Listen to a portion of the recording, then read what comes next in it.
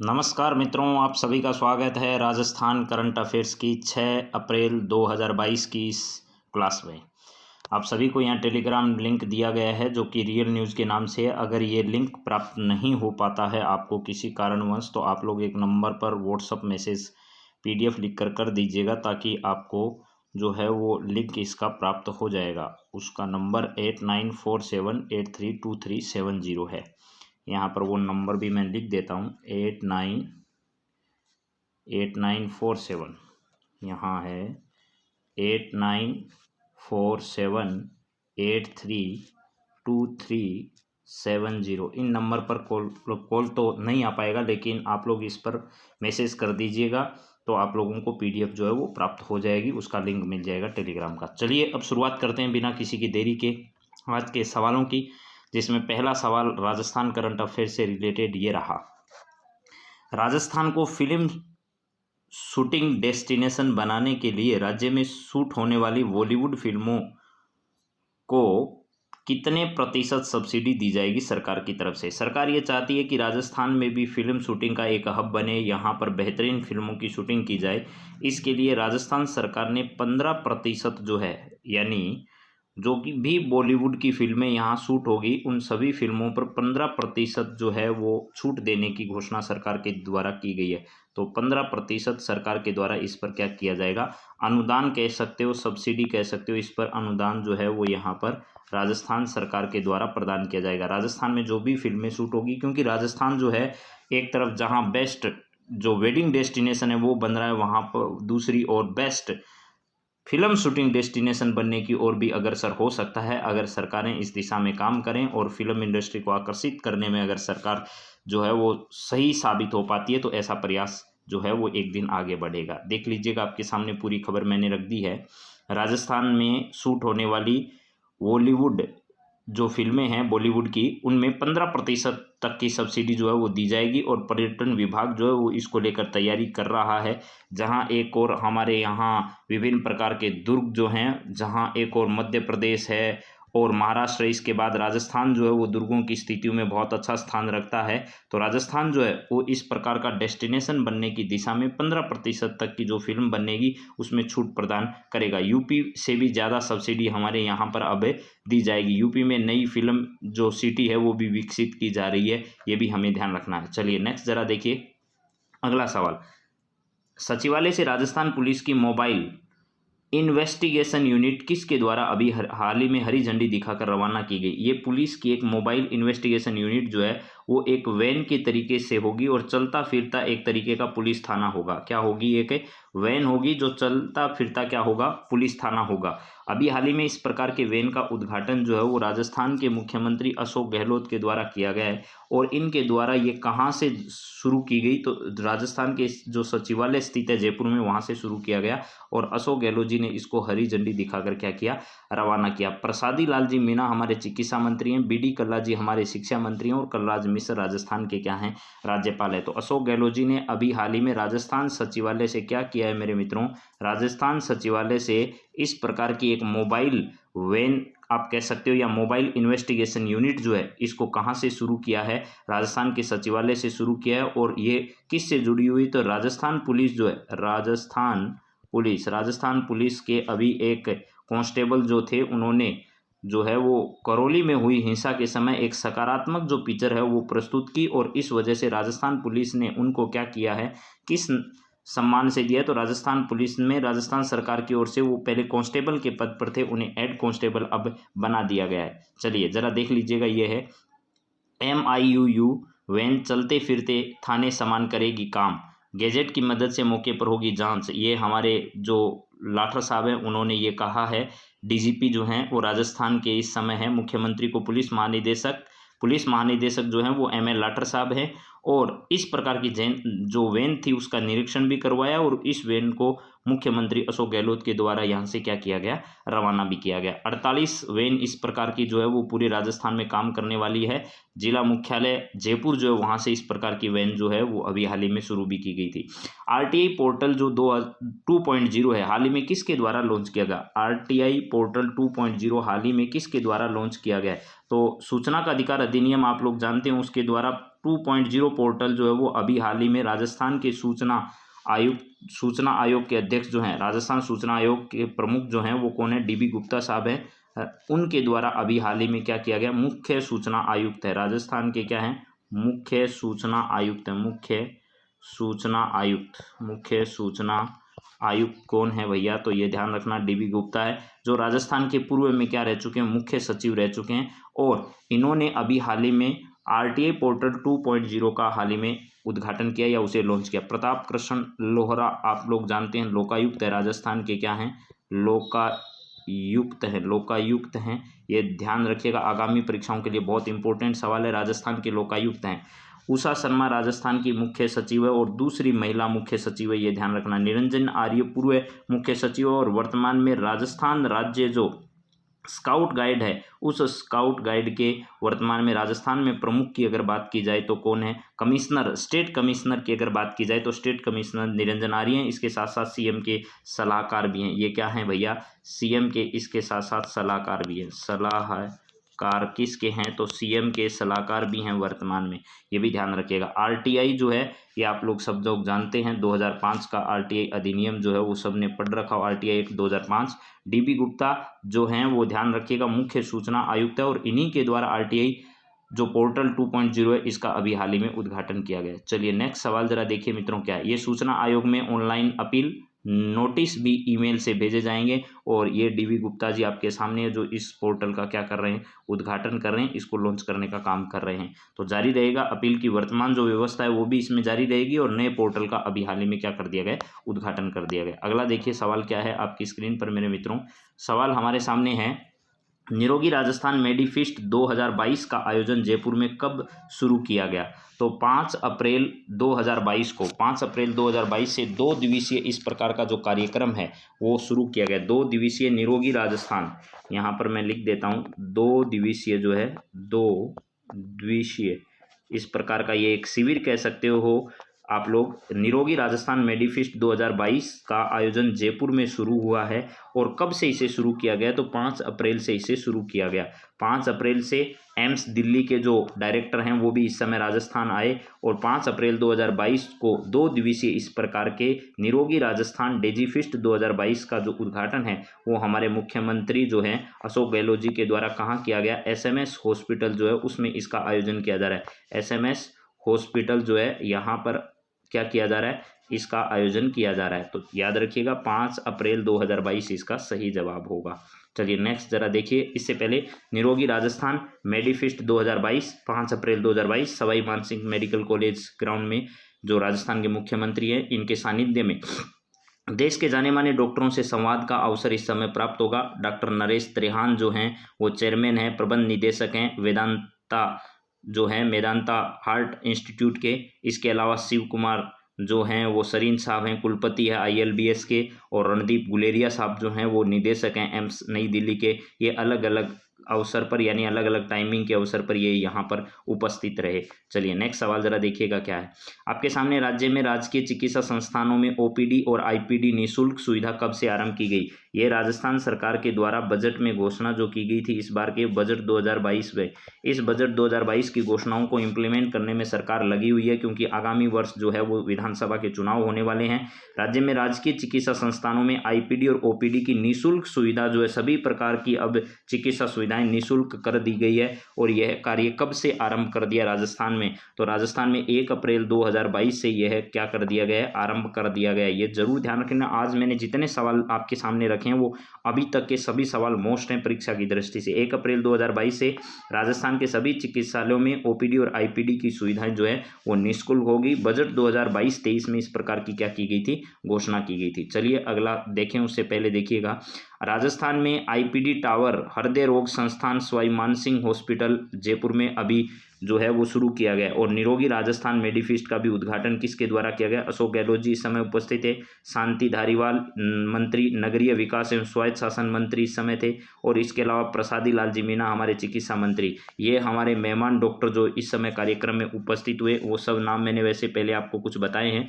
तो नरेश त्रेहान यहाँ पर थे, देवी प्रसाद सेठी थे, Randeep Guleria, doctor PK Paul, ये CK पॉल जो है आपके ये क्या हैं तो सदस्य हैं नीति आयोग के, ये ध्यान रखना।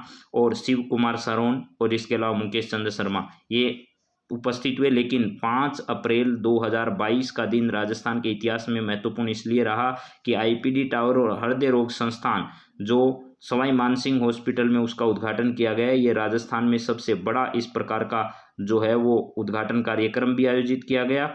और ये ध्यान रखिएगा मेरे मित्रों, आपके लिए ये बात भी जाननी जरूरी है कि ये जो बिल्डिंग बनने वाली है वो 116 मीटर ऊंची होगी। क्या होगी? 116 मीटर ऊंची यहाँ पर इस प्रकार की जो है वो क्या बनने जा रही है, बिल्डिंग बनने जा रही है। 116 मीटर ऊंची इस प्रकार की बिल्डिंग जो है वो यहाँ पर बनकर क्या होगी, तैयार होगी। 116 मीटर जो है वो ऊंची हाइट की होने वाली ये बिल्डिंग जो है यहाँ पर बनकर तैयार होगी। 5 अप्रैल को उद्घाटन किया गया। और कहाँ पर किया गया? एसएमएस हॉस्पिटल जो है यहाँ पर इसका उद्घाटन अभी हाल ही में किया गया। तो मेरे हिसाब से ये सब बातें आप वैसे तो जानते होंगे, आपने थोड़ा बहुत इसमें अगर ध्यान दिया है तो आपको पता चल गया होगा। तो निःशुल्क सुविधाएं यहाँ भी प्राप्त हो सके इसके लिए 116 मीटर ऊंचाई वाली हॉस्पिटल बिल्डिंग जो है वो यहाँ बनकर क्या होने वाली है, तैयार होने वाली है। लगभग ये कहा जा रहा है कि ये बिल्डिंग जो है वो 20 मंजिला होगी। कितनी मंजिला? 20 मंजिला। ये सब आपसे कोई नहीं पूछेगा, लेकिन आपके लिए मैं बता रहा हूँ ताकि कुछ भी बात याद रहे तो आपको ये सवाल परीक्षा तक याद रह जाए। अगला सवाल जरा देखिए क्या है। 116 मीटर ऊंचाई वाली हॉस्पिटल बिल्डिंग अभी हाल ही में राजस्थान में काम बनने वाली है। तो इसका उद्घाटन कर दिया गया है, मैंने आपको बता दिया है। 5 तारीख को इसका उद्घाटन हुआ है। 5 अप्रैल को इसका उद्घाटन कहाँ पर किया गया है? तो इसका उद्घाटन जयपुर में किया गया है। चलिए अगला सवाल देखते हैं आपके स्क्रीन पर क्या आ रहा है। यहाँ पर राजस्थान से जुड़ा हुआ नेक्स्ट सवाल है। राजस्थान इंटरनेशनल फिल्म फेस्टिवल का समापन समारोह कहाँ आयोजित किया? तो उद्घाटन समारोह तो हुआ था जयपुर में। कहाँ पर? उद्घाटन समारोह इसका हुआ था जयपुर में, लेकिन समापन समारोह का आयोजन कहाँ पर किया गया? इसका जोधपुर में आयोजन किया गया। ये ध्यान रखना, उद्घाटन कहाँ पर हुआ? तो जयपुर में हुआ। और समापन समारोह कहाँ आयोजित किया गया? तो जोधपुर में इसका समापन समारोह जो है वो हाल ही में आयोजित किया गया। चलिए नेक्स्ट सवाल जरा देखिएगा क्या है। यहाँ पर कुंवर वंशवर्धन सिंह को किस राजघराने का नया प्रमुख अभी हाल ही में बनाया गया है? तो आपको पता होगा बूंदी के जो शासक थे उनको हाड़ा कहा जाता था, और अभी बूंदी के जो नए यहाँ पर कुंवर वंशवर्धन सिंह है उसको इन राजघराने का नया प्रमुख जो है वो हाल ही में क्या किया गया है, बनाया गया। आमेर में कच्छाओं का शासन था। मेवाड़ जो है यहाँ पर महाराणा और मारवाड़ जो है यहाँ पर राठौड़ों का शासन था। राठौड़ जो थे यहाँ राठौड़ों ने अपना शासन किया था, आपको पता होगा मारवाड़ में। और मारवाड़ के अलावा बीकानेर में भी राठौड़ वंश का रहा है, लेकिन बूंदी में अभी कुंवर वंशवर्धन सिंह को यहाँ का प्रमुख बनाया गया। और मेवाड़ राजघराने के जो हैं वो वर्तमान में आपको पता होगा जो हमारे राज्यपाल हैं उनके क्या बनाए गए हैं, सलाहकार भी बनाए गए हैं। चलिए जरा नेक्स्ट देखिए, यहाँ पर ये खबर आपके सामने है ही। एक 780 साल पुराने बूंदी राजघराने 780 साल पुराने बूंदी राजघराने के नए मुखिया वंशवर्धन सिंह पाग दस्तूर, यानी इनको पगड़ी जो पहनाई गई है अभी हाल ही में। नवल सागर झील है यहाँ पर एक, क्या है? नवल सागर झील। ध्यान रखना, नवल सागर ऐसा पूछा जा सकता है। नवल सागर झील कहाँ पर स्थित है? नवल सागर झील के किनारे इस प्रकार का कार्यक्रम जो है वो क्या किया गया था, अभी आयोजित किया गया था। और 26वें यहाँ के महाराजा वो बने हैं। 26वें महाराजा के तौर पर इनका क्या किया गया है, पगड़ी इनको पहनाई गई है। चलिए नेक्स्ट बात करते हैं अगले सवाल पर। क्या है हमारे सामने नेक्स्ट सवाल। मेवाड़ महोत्सव का आयोजन पर्यटन विभाग द्वारा 4 से 6 अप्रैल तक कहाँ किया जा रहा है? पर्यटन विभाग द्वारा आयोजित मेवाड़ महोत्सव का आयोजन राजस्थान के उदयपुर में आयोजित किया जा रहा है। कहाँ पर? उदयपुर में। इसका कुंभलगढ़ क्षेत्र में भी आयोजन होता है, लेकिन कुंभलगढ़ जो क्षेत्र है यहाँ पर भी इसका क्या होता है, आयोजन। कुंभलगढ़ का जो प्रसिद्ध किला है यहाँ पर भी इसका आयोजन होता है, लेकिन मेवाड़ महोत्सव का आयोजन कहाँ पर किया जा रहा है? उदयपुर में इस बार किया जा रहा है। चलिए यहाँ पर सिरोही माउंट आबू जो है यहाँ पर क्या किया जाता है, शरद महोत्सव का आयोजन किया जाता है। शरद और ग्रीष्म जो महोत्सव है इसका आयोजन कहाँ पर किया जाता है? ग्रीष्म महोत्सव का आयोजन जो है वो मेरे मित्रों आपको पता ही होगा, सिरोही में किया जाता है। चलिए नेक्स्ट सवाल की ओर बात करें उससे पहले देखिएगा, मेवाड़ महोत्सव और राजस्थान पर्यटन विभाग जो है वो इसका आयोजन कर रहा है। हम पर्यटन विभाग की ही बात करें, क्योंकि परीक्षाओं में पर्यटन विभाग जिन जिन मेलों का उत्सवों का आयोजन करता है वही पर्यटन विभाग के जो सवाल हैं वो ज़्यादा महत्वपूर्ण परीक्षा की दृष्टि से होते हैं। 4 से 6 अप्रैल 2022 तक उदयपुर में इसका आयोजन किया जा रहा है। और इससे जुड़े हुए विभिन्न जो कार्यक्रम हैं वो भी यहाँ पर आपके सामने है। क्या क्या कार्यक्रम इस समय आयोजित किए जाने हैं यहाँ पर वो जरा देख लीजिएगा। ये आपके सामने है गणगौर शोभा यात्रा इस समय, और गणगौर की शाही नौकायान शोभा यात्रा भी होगी। गणगौर शोभा यात्रा व सांस्कृतिक कार्यक्रम कांकरोली में भी होंगे। गणगौर शोभा यात्रा नाथद्वारा में भी निकाली जाएगी। और ग्रामीण गणगौर मेला जो ग्रामीण हाट बाजार है वो भी इस समय लगाई जाएगी। और विभिन्न प्रकार की प्रतियोगिताओं का आयोजन भी इसमें मेवाड़ महोत्सव के तहत किया जाने वाला है। तो चलिए अब अगले सवाल की ओर बढ़ते हैं और देखते हैं अगला सवाल हमारा क्या है। नेक्स्ट सवाल 10 नंबर सवाल है, गणगौर उत्सव का आयोजन पर्यटन विभाग राजस्थान द्वारा 4 और 5 अप्रैल को कहां पर किया जा रहा है। गणगौर जो उत्सव है उसके नाम से कहां पर, वो गणगौर के संबंध में वहां कार्यक्रम आयोजित किए जा रहे हैं, वो मेवाड़ महोत्सव का हिस्सा है। लेकिन गणगौर उत्सव के नाम से जो है वो पर्यटन विभाग अलग से इसका आयोजन करता है। और 4 से 5 अप्रैल तक इसका आयोजन कहां पर किया गया, तो ये 531, 21, ये इसने मेरे को लगता है कि ऐसे ही अपनी मर्जी से लिख दिया, ऐसा कुछ ऑप्शन में नहीं था। तो यहाँ पर ध्यान रखिएगा मेरे मित्रों, इसका आयोजन कहाँ पर किया जा रहा है, जयपुर में किया जा रहा है। पर्यटन विभाग द्वारा महत्वपूर्ण उत्सव है कौन सा, गणगौर उत्सव। और गणगौर उत्सव का आयोजन कहाँ पर किया जाता है प्रतिवर्ष, ये प्रतिवर्ष जयपुर में किया जाता है। प्रतिवर्ष जो है वो कहाँ पर किया जाता है, ये प्रतिवर्ष जो है वो आपको पता होगा मेरे मित्रों जयपुर में किया जाता है। और चैत्र शुक्ल पक्ष में इसका आयोजन होता है। चैत्र शुक्ल पक्ष में इसका क्या किया जाता है, आयोजन किया जाता है। चलिए जरा आगे बढ़ते हैं। ये देख लीजिएगा आपके सामने है गणगौर उत्सव जयपुर 4 से 5 अप्रैल 2022, और पर्यटन विभाग इसका आयोजन कर रहा है। और गणगौर की पारंपरिक शाही सवारी जो है वो सिटी पैलेस से आरंभ होकर जो आपका सालकटोरा पहुंचेगी। इस सवारी शाही पालकी राजे गाजे सुसज्जित इस प्रकार के विभिन्न हाथियों के साथ ये जो है वो सवारी निकलती है। और त्रिपोलिया गेट जो जयपुर में स्थित है वहां पर इसे क्या किया जाता है, प्रदर्शित भी किया जाता है। तो ये है इसका आयोजन, आप लोग सब याद रखिएगा, मेरे हिसाब से आपको याद रह जाएगा। ये देखिएगा जब सवारी निकली तो इस प्रकार का दृश्य है। जब उदयपुर में निकली तो पिछोला झील के किनारे आपको दृश्य नजर आ रहा होगा। उसके बाद जयपुर में जब निकली है तो जयपुर का भी दृश्य आप लोग देख पा रहे हैं। दोनों दृश्य आपके सामने हैं, एक तरफ जहां पिछोला झील के किनारे उदयपुर में जब मनाई गई उस वक्त का नज़ारा, दूसरी तरफ जयपुर का नज़ारा। इसके अलावा भी मैं आप लोगों को यहाँ दिखा देता हूँ मेरे मित्रों, जयपुर का और भी पूरा भव्य दृश्य जो है वो आपके सामने ये रहा। यहाँ पर आपको दिख रहा होगा जयपुर में जो चौपड़ का रास्ता है वहाँ पर चौपड़ पर इस प्रकार का शानदार दृश्य होता है। इसीलिए जयपुर के गणगौर महोत्सव को सबसे विशाल सबसे भव्य इसीलिए कहा जाता है। ये दृश्य पूरा जो है वो आपको दिख रहा है। और अब तक 2 सालों बाद कोविड-19 के बाद इसका जो है वो आयोजन नहीं हो पाया था, लेकिन इस बार जो है वो इसका 2 साल बाद जो है वो वापस आयोजन किया गया। चलिए अगले सवाल पर बढ़े। अब देखिए मेरे मित्रों, अभी हाल ही में तृतीय श्रेणी अध्यापक भर्ती परीक्षा होने जा रही है। तो कुछ पिछली परीक्षाओं में आए हुए सवाल जो हैं वो मैंने डाले हैं, वो सभी भर्ती परीक्षाओं के लिए महत्वपूर्ण है।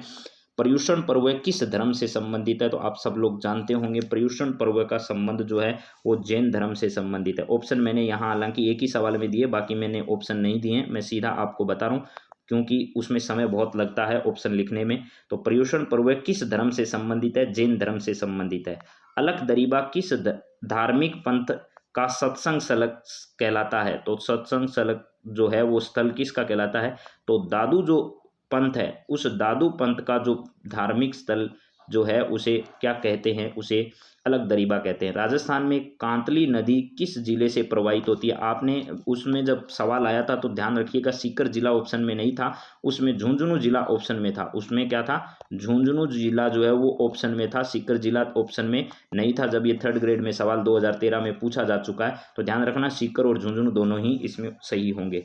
राजस्थान में किस स्थल पर हल से जुते हुए खेतों के प्राचीनतम साक्ष्य जो है वो प्राप्त हुए, तो आपने कालीबंगा हनुमानगढ़ का नाम सुना होगा। कालीबंगा और पीलीबंगा, कालीबंगा से 1 किलोमीटर दूरी पीलीबंगा स्थान स्थित है। तो कालीबंगा हनुमानगढ़ जो है यहाँ से जो है वो इस प्रकार के अग्निवेदी के साक्ष्य और हल से जुते हुए खेतों के साक्ष्य जो है वो प्राप्त हुए।